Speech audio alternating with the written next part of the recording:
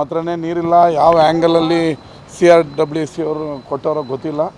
ಆದರೆ ರಾಜ್ಯ ಸರ್ಕಾರಕ್ಕೆ, ನಮ್ಮದೇ ಸರ್ಕಾರಕ್ಕೆ ನಾನು ಒತ್ತಾಯ ಮಾಡೋದು, ಯಾವುದೇ ಕಾರಣಕ್ಕೂ ನಮ್ಮ ರೈತರಿಗೆ ಬೆಳೆಗಳಿಗೆ ಕುಡಿಯೋದಕ್ಕೆ, ಬೆಂಗಳೂರು ಕುಡಿಯೋದಕ್ಕೆ ನೀರು ಇಲ್ದಿರೋ ಸಂದರ್ಭದಲ್ಲಿ ಯಾವುದೇ CWC ಆರ್ಡ್ರಿಗೆ ಮನ್ನಣೆ ಕೊಡದೆ ಅವ್ರಿಗೆ ನೀರು ಬಿಡಬೇಡಿ ಅಂತ ನಾನು ಒತ್ತಾಯ ಮತ್ತು ಮನವಿ ಕೂಡ ಮಾಡ್ತೀನಿ.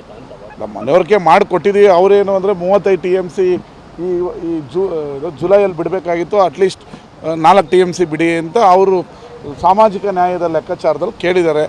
ಈಗ ನಾವು ಅವ್ರು ಕೇಳಿರೋ ತಪ್ಪು, ನಮ್ಮವರು ವೀಕ್ ಅಂತ ನಾವು ಹೇಳೋದಕ್ಕಾಗಲ್ಲ.